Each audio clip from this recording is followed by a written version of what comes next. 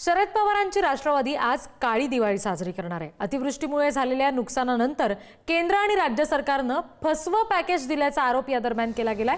अतिवृष्टीने बाधित शेतकऱ्यांना हेक्टरी 50,000च्या मदतीची मागणी सुद्धा शरद पवारांच्या राष्ट्रवादीकडून केली जाते। राज्यभरात काळी दिवाळी आंदोलन केलं जाणार आहे आणि त्यासाठी शरद पवारांची राष्ट्रवादी आता रस्त्यावर उतरणार आहे, काळी दिवाळी आंदोलन करणार आहे। संकटग्रस्त लोकांना संकटातून बाहेर काढण्यासाठी सगळ्यांनी मिळून प्रयत्नाची पराकाष्ठा ही केली पाहिजे आणि ती तयारी राज्य सरकार आणि लोकांनी सुद्धा दाखवली। पण मोकळ्या हाताने मदत करण्याची तयारी आतापर्यंत दिसत नाही। त्यामुळे नाईलाजाने आजचा दिवस साजरा करायचा नाही असा निर्णय आमच्या संघटनेला घ्यायला लागला। आता 3 वर्ष शेतकरी खरडून गेलेल्या शेतीची दुरुस्ती करत राहील तर तो खाईल काय आणि जगेल कसा? हे जे काही पॅकेज दिला गेलं, सरकारच्या तिजोरीतून फक्त 6,500 कोटी रुपये जात आहे। त्यापेक्षा एकही रुपया सरकारच्या तिजोरीवर भार पडत नाही। यावरून शेतकऱ्यांची दिवाळी ही काळी दिवाळी म्हणून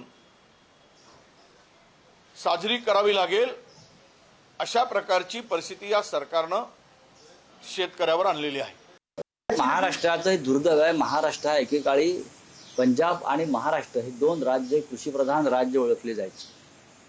हरित क्रांतीची सुरुवात शेतीमधली महाराष्ट्रात सुरू झाली, पण आज दुर्दैवानं शेतीतलं कळतंय असा शेती मंत्रीही नाही, शेतीतलं कळतंय असा अधिकारी नाही, नवीन संशोधन नाही, राज्याच्या मुख्यमंत्र्यांकडे शेतकऱ्यांविषयीच्या संवेदना आणि भावना नाही।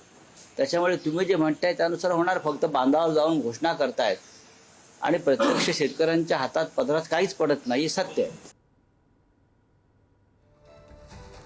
आणखी तपशील आपण घेऊयात। प्रतिनिधी संदीप राजगोळकर आपल्याशी जोडले गेले त्यांच्याकडून। संदीप, शरद पवारांच्या राष्ट्रवादीकडून आंदोलन केलं जात आहे, काळी दिवाळी असं आंदोलन असणार आहे, काय नेमकं त्याचं स्वरूप असेल? अगदी खरं तर आज दिवाळीचा पहिला दिवस आहे रिद्धी, आणि पहिल्याच दिवशी राष्ट्रवादी काँग्रेस आक्रमक झाल्याचं चित्र संपूर्ण राज्यभरात पाहायला मिळणार आहे।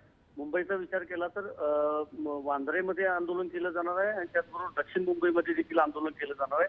ज्या ठिकाणी जिल्हाधिकारी कार्यालय आहेत त्याच्यासमोर ही काळी दिवाळी साजरी करणार असं पक्षामार्फत सांगण्यात आलेलं आहे। प्रति हेक्टरी 50,000 रुपये भरपाई मिळावी अतिवृष्टी झालेल्या भागात, आणि त्याचबरोबर संपूर्ण कर्जमाफी व्हावी ही मागणी धरून खरं तर ही काळी दिवाळी ते आंदोलन केलं जाते।